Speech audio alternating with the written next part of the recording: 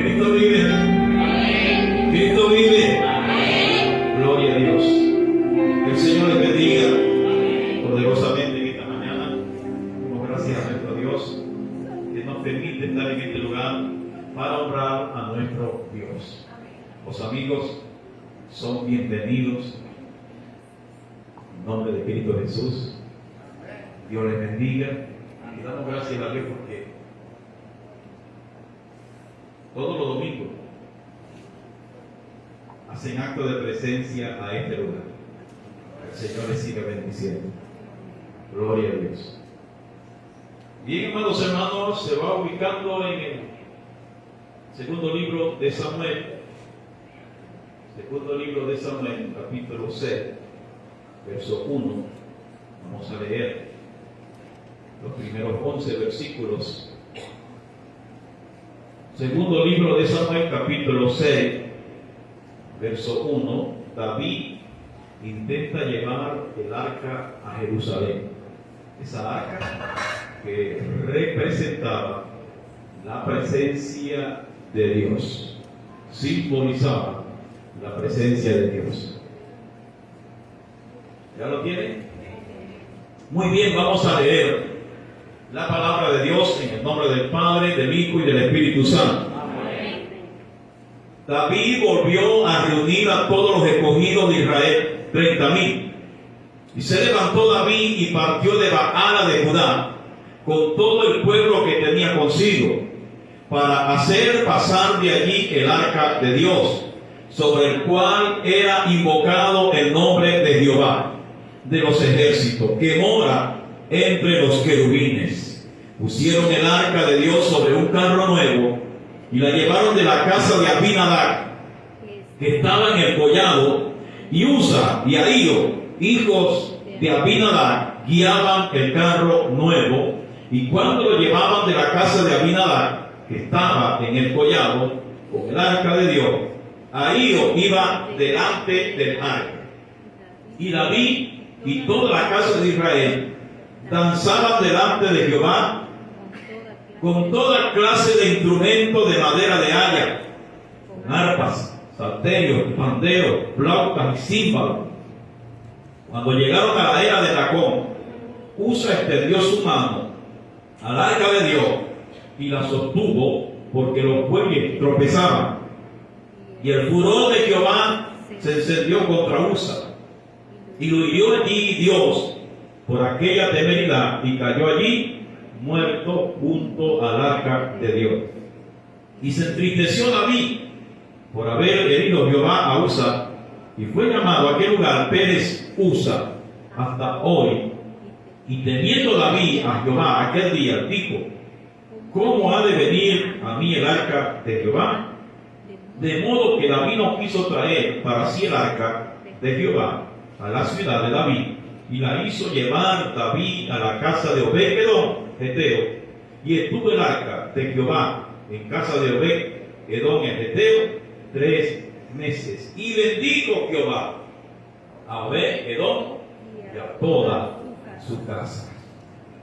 Levante su manito ahí donde está y vamos a orar. Padre, Señor, te damos gracias en el nombre de Cristo Jesús. Recibe toda gloria, Señor, y toda honra. Gracias, Señor, por tu palabra. Gracias, Señor, por tu presencia. Dios, gracias por tus bendiciones, Señor, en el nombre de Cristo Jesús. Recibe toda gloria, toda honra, Señor. Muchas gracias. Háblanos a través de tu palabra, Señor. Que no sea el hombre, Señor, que sea tu Espíritu Santo. Esta palabra sea de bendición y de refrigerio para nuestras vidas, Señor. Amén y amén. Gloria a Dios. Puede tomar asiento. Gloria a Jesús. Quiero predicar bajo el tema: el peligro de tratar lo sagrado como algo liviano. Ese es el tema que quiero compartir con ustedes. Gloria a Jesús.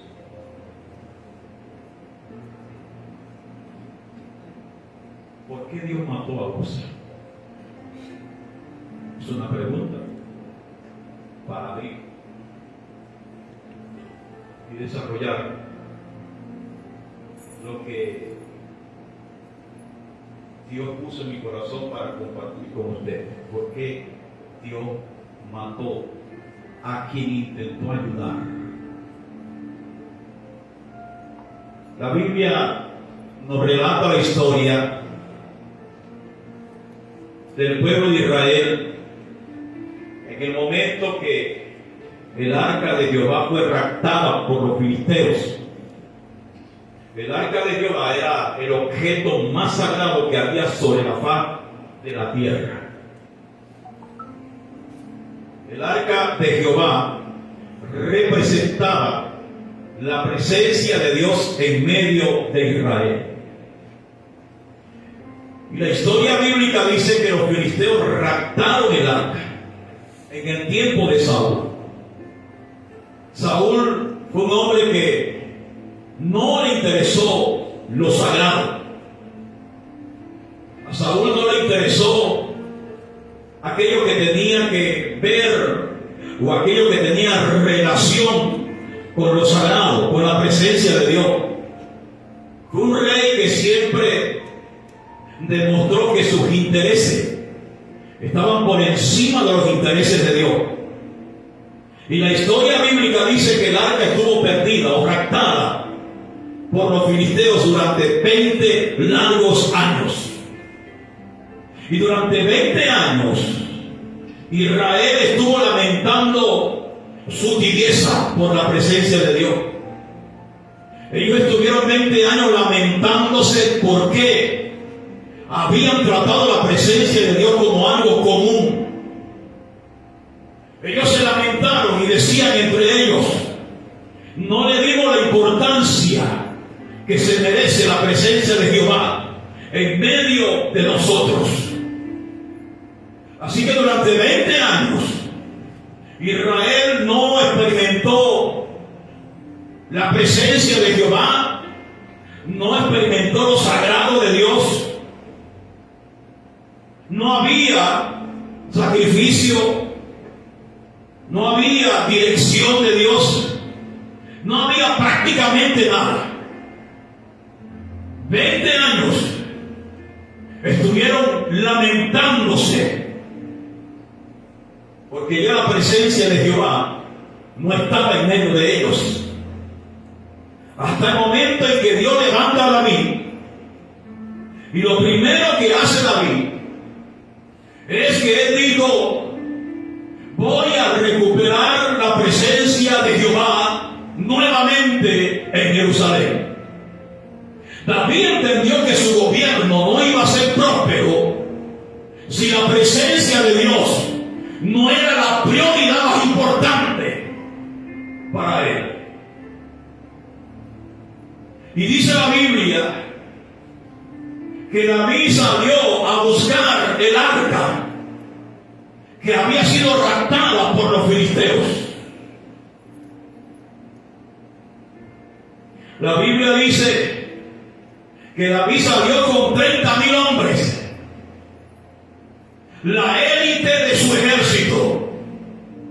30,000 hombres, los mejores de todo su ejército. Y dice la Biblia que salió con todo instrumento de música: panderos, flautas, címbalos, arpa, tamboril. 30,000 hombres. Y David delante de todos ellos. Ellos iban a recuperar la presencia de Jehová que se había perdido durante 2 décadas en el pueblo de Israel. Y dice la historia bíblica que cuando recuperaron el arca de Jehová, que era la presencia de Jehová, ellos venían danzando con todo instrumento de música de haya. Y David venía delante de ellos. Imagínese usted, 30,000 hombres, la élite del ejército de David. Venían danzando, venían cantando con flauta, tamboril, arpa, todo instrumento de música. Un Porque para David el día más grande era precisamente cuando él recuperó el arca de Jehová, que era la presencia de Dios nuevamente. Y aquel día David lo convirtió en un día de fiesta, júbilo espiritual, un avivamiento poderoso. Venían cantando, venían danzando con libertad, y de repente algo detuvo aquella fiesta espiritual. De repente el júbilo espiritual que venía con aquellos 30,000 y David al frente se detuvo, y de repente hay un silencio. Los instrumentos de música se detienen, ya los cantores dejaron de cantar. David mira hacia atrás y de repente ve un hombre bueno, ve un hombre que toda la vida vivió una vida que la gente lo señalaba como una buena persona. De repente David ve que Usa estaba totalmente muerto y él se pregunta: ¿qué pasó aquí?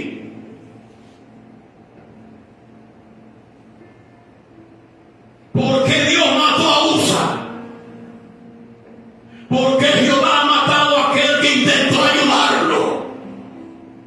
Porque él vio que el arca iba para el suelo y metió su mano para que el arca no cayera. Porque Jehová entonces mató a alguien que lo quería ayudar. Hay quienes pueden malinterpretar esta historia bíblica. Hay personas que a menudo malinterpretan y dicen: ¿por qué Dios reaccionó de una manera tan severa con un hombre que lo único que quería era ayudar? ¿Por qué Dios reaccionó tan severamente con un hombre que tenía buenas intenciones? Sin embargo, amado hermano, cuando usted le mete la lupa a esta historia bíblica, usted va a entender que había una ley jurídica judía. Esa ley jurídica judía se llamaba, del término hebreo, alajá. Alajá viene de un término hebreo que tiene que ver con una ley jurídica que Dios había establecido. Los protocolos del tabernáculo, los protocolos del arca, fueron establecidos por Dios. Y cuando usted investiga esta ley jurídica judía, usted se da cuenta que aquel día ocurrió una ejecución legal por violación al código de Levítico. Y usted dice: ahora entiendo. La ejecución de Usa fue porque se violó el código que Dios había establecido en Levítico. No fue que Dios trató severamente a Usa. No fue que Dios lo castigó. Era que Dios lo había establecido. Eso es lo que yo llamo código de la santidad de Jehová nuestro Dios. Y la Biblia dice que sin santidad nadie verá al Señor. Y quisiera que usted entienda, amados hermanos, santidad no tiene que ver que seamos perfectos. Santidad tiene que ver, amados hermanos, con reconocer y con corregir nuestra manera de vivir la vida en esta tierra.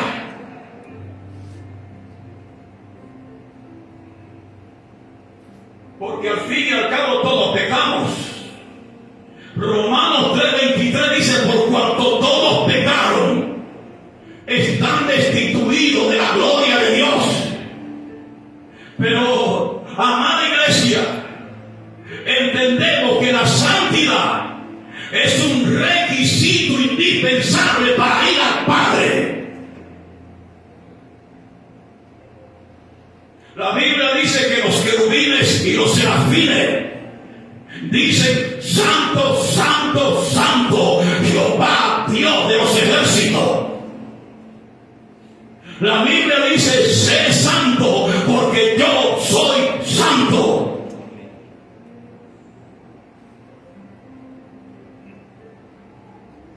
¿Cuántos dan gloria a Dios? Así que aquel día que murió Usa fue porque se violó los principios bíblicos que Dios había establecido. No basta con buenas intenciones. Tenemos que vivir una vida que agrade a Jehová en esta tierra. Tenemos que vivir una vida conforme a la palabra de Jehová nuestro Dios.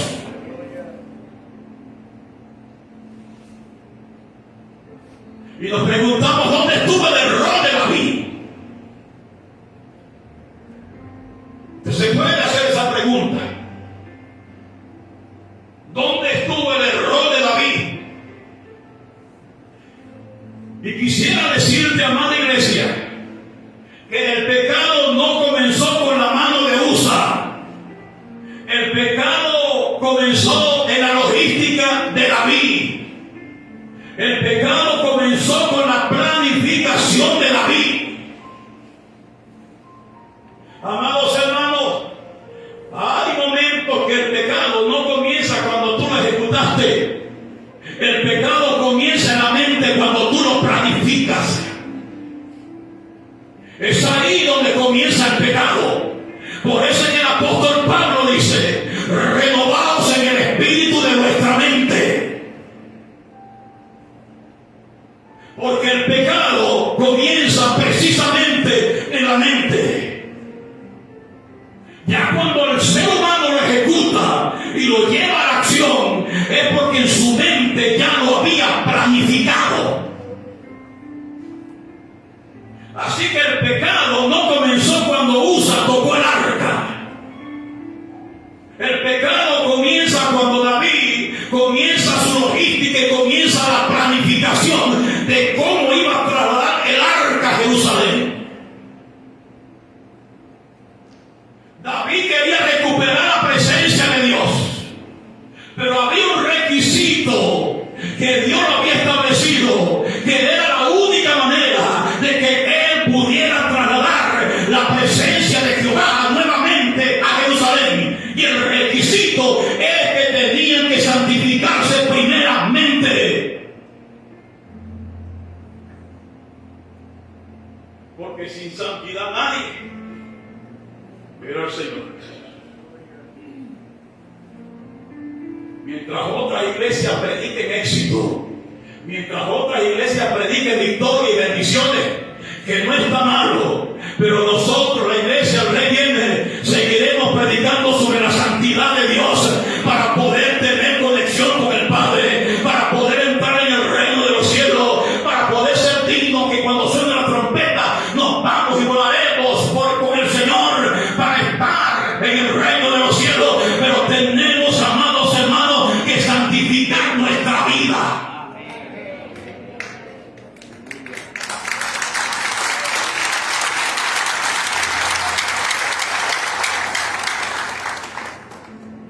Cuando usted ve Números capítulo 7, en el verso 9,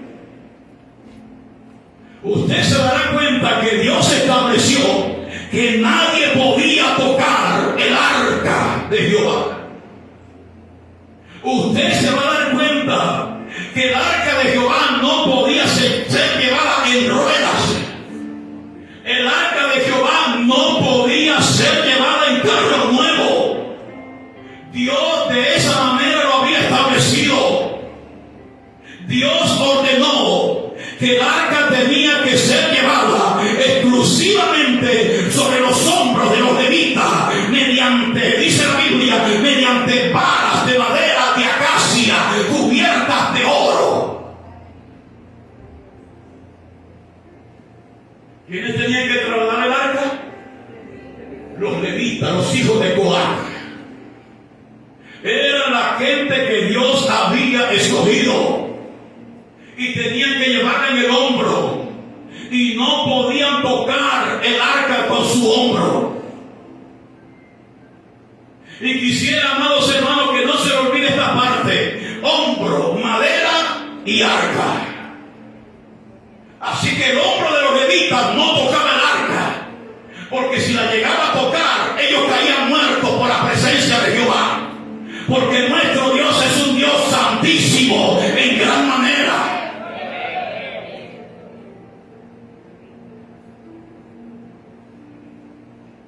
Que un corazón corrompido en la presencia de Dios podía caer muerto. Por eso es que la Biblia dice: ¿quiénes verán a Dios? Y da la respuesta, dice: los limpios de manos y puros de corazón. Así que hay una conexión muy especial: hombro, madera y arca. Y esta conexión especial que había entre hombro de los levitas, madera de acacia cubierta de oro, y el arca tenía un simbolismo poderoso. Y el simbolismo es que la presencia de Jehová es cargada por la vida del hombre y no por carro nuevo. ¿Cuánto da gloria a Dios?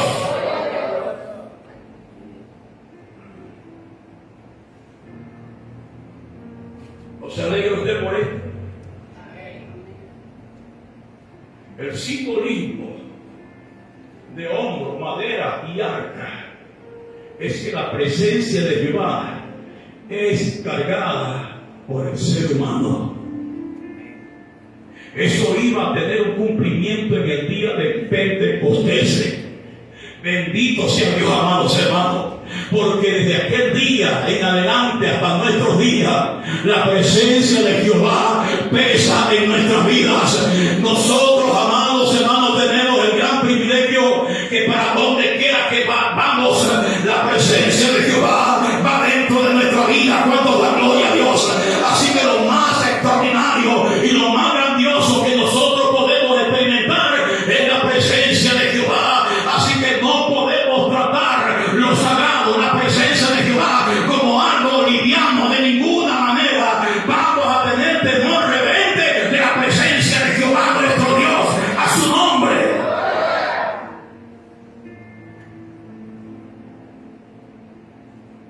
Dios está en este lugar. Dios lo había establecido en sus códigos.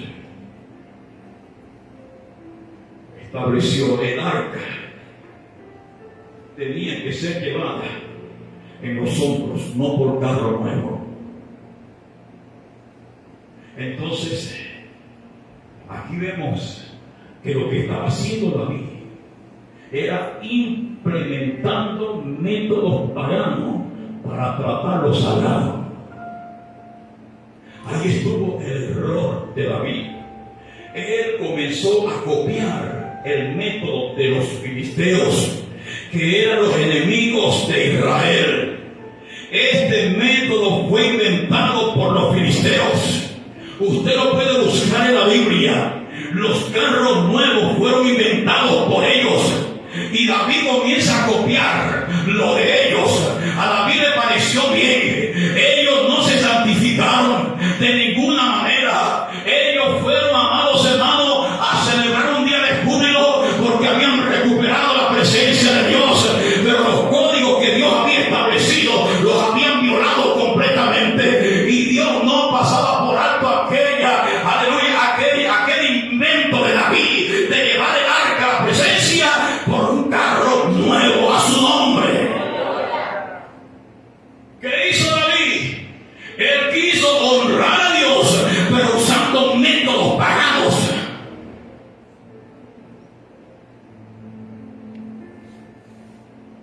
Eso es igual a que cuando nosotros queremos meter el mundo en la iglesia para que descienda la gloria de Jehová. No podemos permitir tal cosa, porque Dios es un Dios santo. Y vamos a seguir predicando los principios que Dios ha establecido. Vamos a seguir hablando de la santidad de Dios. Vamos a seguir predicando, amados hermanos, que el pecador lamentablemente no tiene entrada al cielo si primero no se santifica. Que no vamos a ver resultados positivos si no vivimos una vida que agrade a Dios. No podemos pretender ser cristianos evangélicos y vivir al borde del mundo de ninguna manera. Bendito sea Dios para siempre. O caminamos por la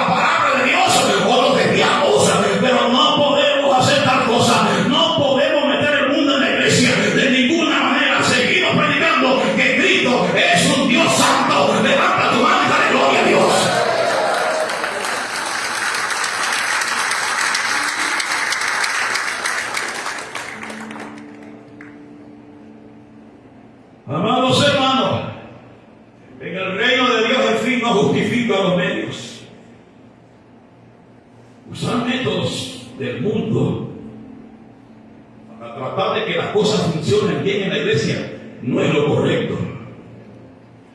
Usar métodos mundanos para mover la presencia de Dios siempre va a terminar en una fractura espiritual. Eso fue lo que hizo David. Usó los métodos, la tecnología de los filisteos. En pocas palabras, este hombre llamado David usó el método mundano para tratar de mover la presencia de Dios. Y Dios lo había establecido siglos antes, la manera en cómo se iba a trasladar o cómo se iba a tratar a la gloria de Jehová, a la presencia de Dios.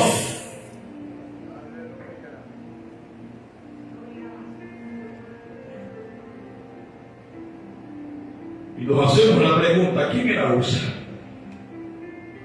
Y nos damos cuenta, amados hermanos, que usa no era un extraño. ¿Y por qué usa no era un extraño? Porque la Biblia dice que él era hijo de Abinadab, juntamente con Ahío. Y el arca de Jehová estuvo 20 años en la casa de Abinadab. Así que Usa se levantaba y veía el arca. Usa se iba a acostar a dormir y veía el arca.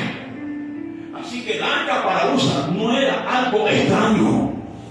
Él conocía el peso espiritual que contenía aquella arca. Pero entonces, ¿qué pasó? Él tenía 20 años de cercanía. Usa creció conviviendo con aquel objeto sagrado llamado el arca de Jehová. Entonces, ¿qué pasó? Que tanto tiempo conviviendo con el arca, llegó el momento en que Usa lo comenzó a ver como un mueble más en su casa.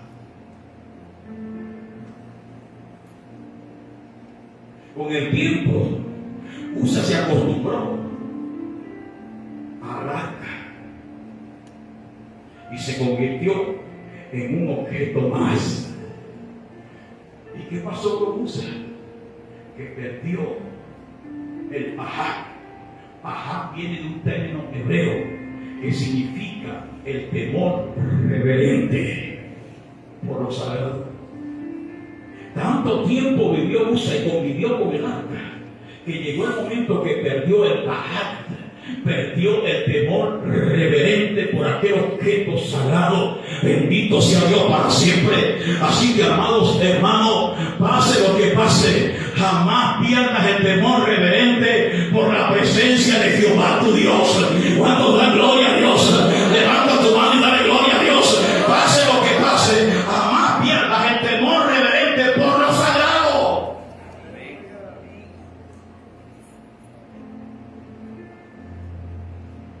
¿Sabes por qué cayó Sansón? No cayó porque Dalila lo engañó. Sansón cayó porque duró mucho tiempo jugando con aquello que lo podía destruir. Porque la Biblia me dice que la primera vez David le dijo, ¿dónde consiste tu fuerza? Y él mintió. La segunda vez también. La tercera vez también. Pero Dalila se daba cuenta que mientras más tiempo jugaba Sansón con aquello, más se estaba acercando a él. Y Dalila dijo, mientras más me acerque, va a llegar el momento en que va a caer. Llegará el momento en que me va a revelar el secreto. Así que Sansón no cayó porque Dalila lo hizo caer. Él cayó porque llevó mucho tiempo jugando con aquello que lo podía hacer caer. Gloria a Dios. ¿Cuántos da gloria a Dios? Aleluya, amados hermanos, con el pecado no se juega de ninguna manera. Hay gente que dice, yo lo puedo controlar, yo lo puedo dominar. Bendito sea Dios. Esta carne pecaminosa está propensa al mar. No te hagas el valiente, sal de ahí como hizo José. Sal huyendo que la gente te tilde de que estás loco y seas un ignorante, pero no importa. Vamos a tomar la decisión que tomó José, no la de Sansón, que jugó mucho tiempo con el pecado. José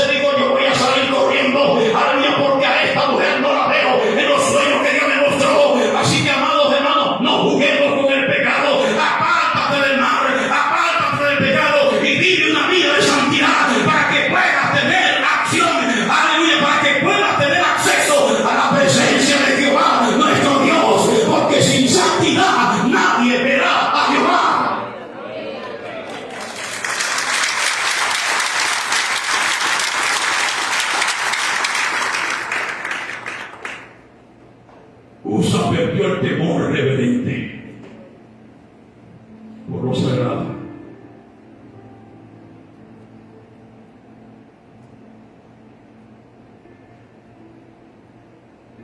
¿Cuál fue el error de Usa? Creer que su mano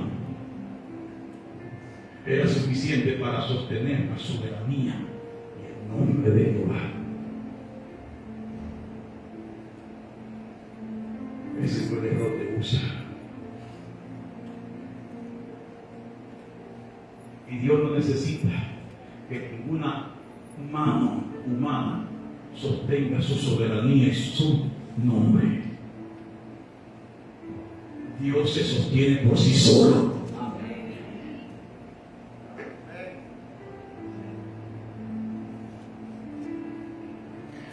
Una mano pecadora jamás podrá sostener el nombre y la soberanía de Jehová. Nosotros necesitamos ser sostenidos por la mano de Jehová.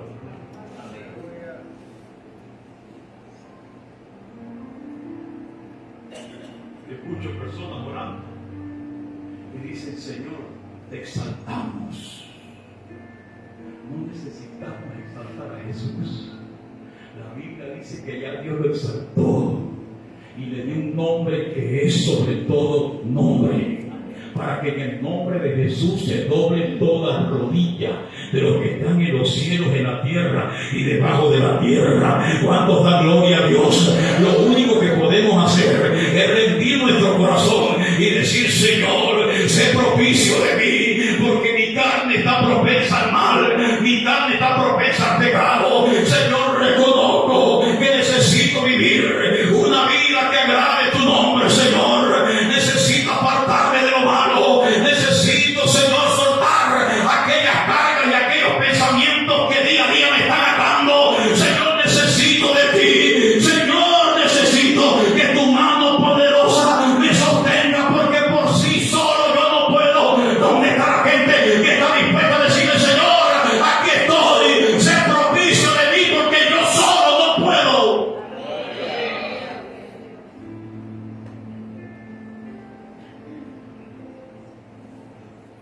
A su nombre.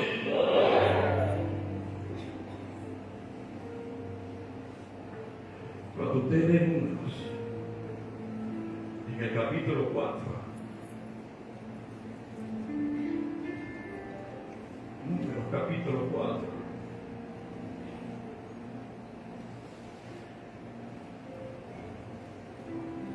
vamos a leer un momentito.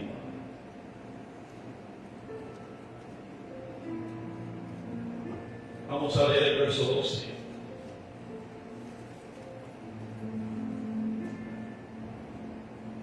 Y usted se dará cuenta que había algo que ya Dios había establecido. Capítulo 4, verso 12. Dice la Biblia, libro de Números: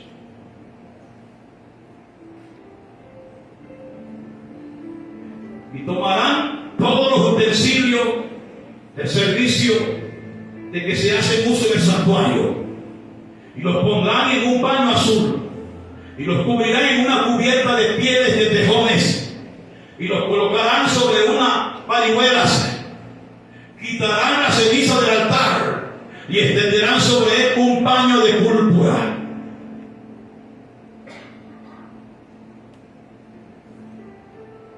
Y dice el verso 15: y cuando acabe Aarón y sus hijos de cubrir el santuario y todos los utensilios del santuario, cuando haya de mudarse el campamento, vendrán después de ellos los hijos de Coat para llevarlos, pero no tocarán cosas santas, no sea que mueran. Estas serán las cargas de los hijos de Coat en el tabernáculo de reunión. ¿Cuántos dan gloria a Dios? Aquí lo tenemos, amados hermanos. Dios dijo: no tocarán cosas santas para que no mueran.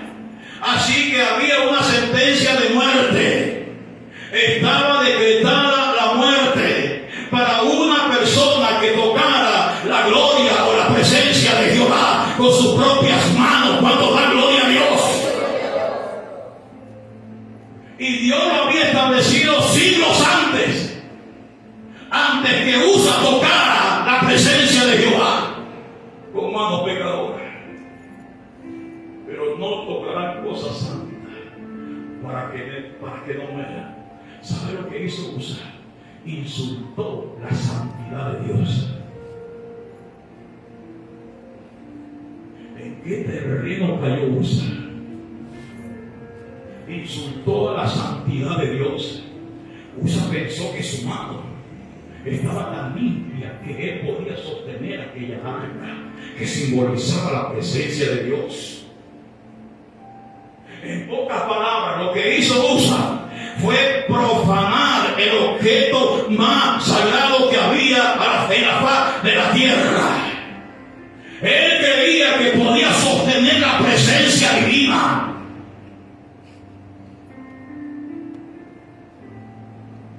Y la Biblia dice que cuando David ve aquello, llamó a aquel lugar Pérez Usa, que significa el rompimiento de Usa. ¿Cuánto dan gloria a Dios? Y ese rompimiento se convirtió en una temeridad. David se llenó de temor.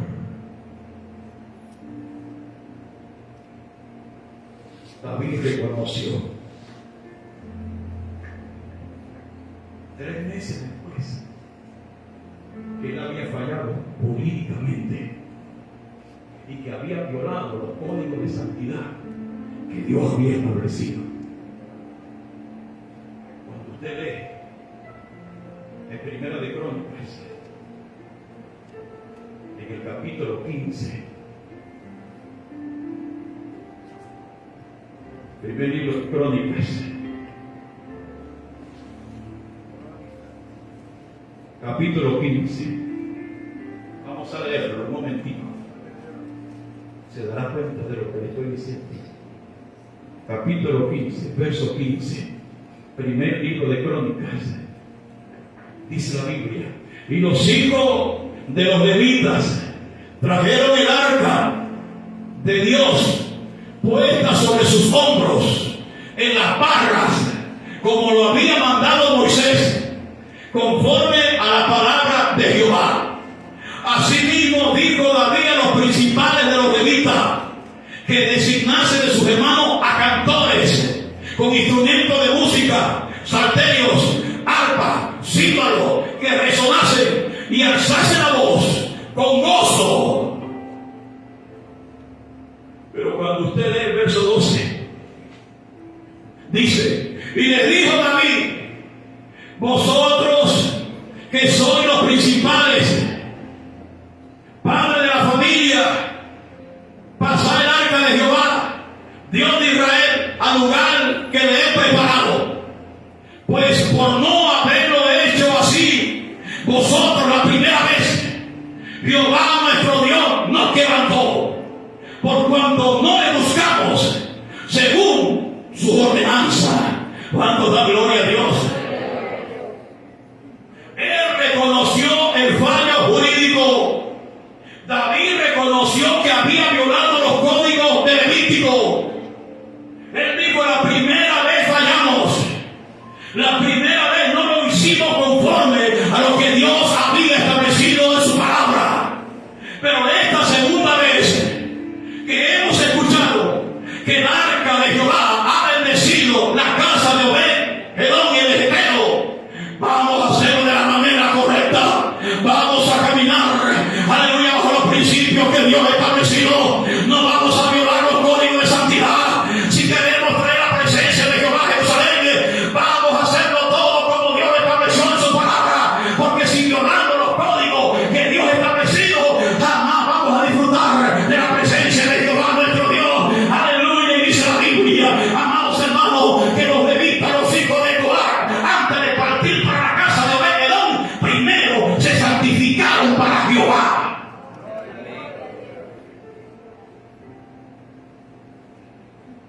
Y la presencia de Jehová dentro de Jerusalén si primero no se santificara.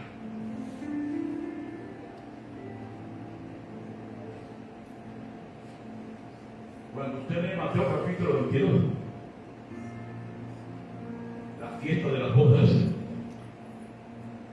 la Biblia dice que el rey mandó hacer una fiesta de bodas. Maten los becerros más gordos. Pero hubo un problema, y es que los que eran invitados, primeramente, despreciaron la invitación del rey. La Biblia dice: los suyos vino, y los suyos no lo recibieron. Y el rey se enojó contra aquel pueblo que rechazó su invitación. Y el rey le dijo a todos sus profetas, les dijo: vayan por todos los caminos, inviten a todo el que encuentren en el camino, sean buenos, sean malos, pero invítenlo, porque he dado orden, y lo único que han hecho es matar a los profetas. Otros no vinieron porque estaban muy ocupados dándose en casamiento. Otros no vinieron a la invitación porque dijeron: estamos ocupados en nuestra alabanza. Y Dios se enojó. Vayan y inviten a todos. Y salieron a invitar a todos. Había una fiesta de boda, y entraron todos vestidos de boda. Pero entró uno que no estaba vestido de boda, y el rey salió. Y el rey salió no a ver la comida. El rey vio a ver cómo estaban los invitados. Y dice la Biblia que vio a uno que no estaba vestido de bodas, y le dijo: amigo, ¿cómo entraste aquí sin estar vestido de boda? Parece que el rey había dado instrucciones de cómo debía ser la vestimenta para participar en sus bodas. ¿Cómo entraste aquí sin estar vestido de boda? Y el rey dijo: sáquenlo afuera y échenlo a las tinieblas, porque muchos son llamados y pocos los escogidos. Puede ser que aquí participemos, el pastor no deje entrar así como estamos, pero cuando te agarre el rey, si no estás vestido de santidad, no vas por ahí.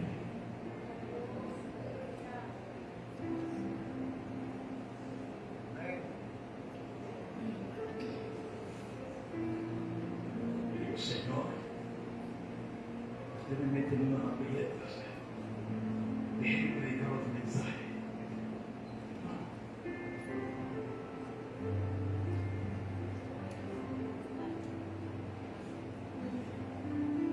Le dije al hermano: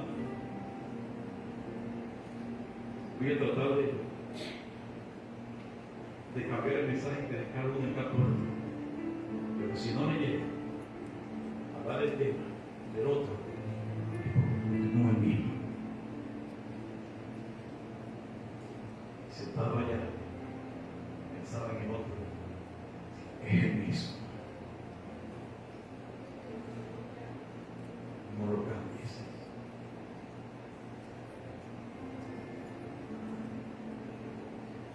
Toda gloria a Dios. Solamente cuando los levitas se santificaron, cargaron el arca en su hombro. De otra manera, hubiese caído muerto. Y hay momentos en que se quiere meter ese espíritu, ese síndrome de USA en la iglesia.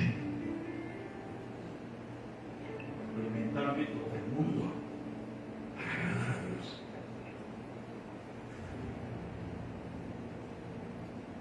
Dios es el mismo ayer, hoy, por los siglos. Y la Biblia dice que Dios busca adoradores que le adoren en espíritu y en verdad. Tales adoradores es necesario que le adoren. Adoramos a Dios no por las circunstancias que nos rodean. Adoramos a Dios por lo que es y por lo que Él representa en nuestra vida. Nos toma gloria a Dios. Usa perdió el temor reverente por la presencia de Jehová. Gloria a Dios. Tener buenas intenciones no basta. Usa tenía buenas intenciones, pero violó los principios establecidos en su palabra. Dios no necesita que tú lo sostengas. Dios te manda solamente obediencia. ¿Cuántos dan gloria a Dios? Usa tenía celo por lo sagrado, pero sin obediencia. Y no basta con tener celo por lo sagrado, hay que ser obediente. Él no quería que se cayera la fe, pretendió que podía sostener la presencia divina con sus manos. Tenía celo, pero no tenía obediencia.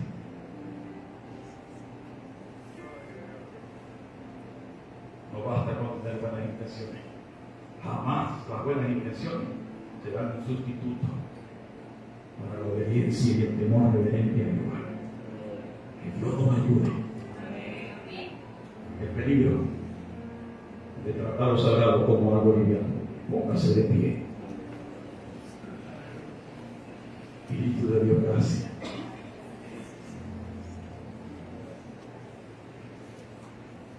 Gracias, denle gracias a Dios.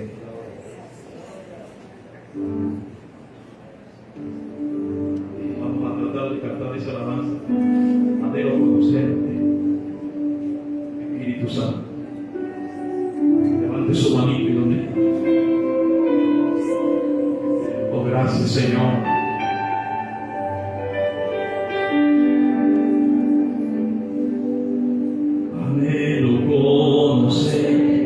Espíritu Santo, anhelo siempre estar cerca de ti, mas yo sé que he fallado, tu presencia he descuidado, me limpia todo lo que hay en mí. Anhelo conocer, Espíritu Santo, anhelo siempre estar cerca de ti, mas yo sé que he fallado, tu presencia he descuidado, ven y limpia todo lo que hay en mí. Como paloma por su gracia hoy desciende. Dígaselo al Señor.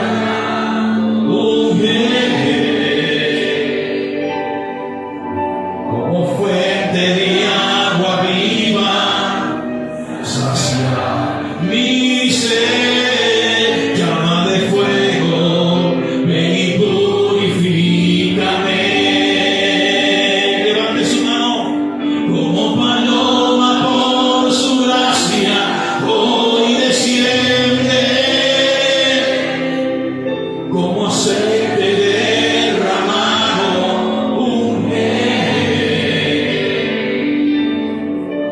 como fuente de agua viva, sacia mi sed, llama de fuego, ven y purifícame. Amén, con su mano levantada, como paloma por su gracia hoy desciende, como aceite derramado, como fuente de agua viva, sacia mi sed, llama de fuego, ven y purifícame.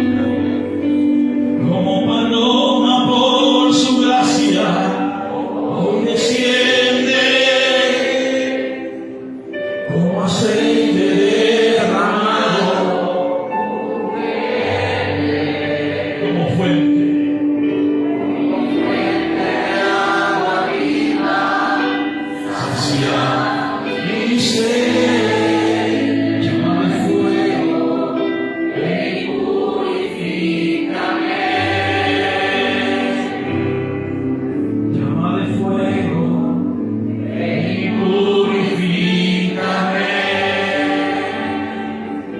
Oh, gracias, Señor. Como dijo el salmista, crea en mí un corazón limpio, lávame más, y seré más blanco que la nieve. Si los pecados fueran como el carmesí, vendrán a aparecer como la blanca lana. La sangre de Cristo nos limpia de todo pecado. El peligro de tratar los sagrados como algo liviano. Que Dios nos bendiga. A su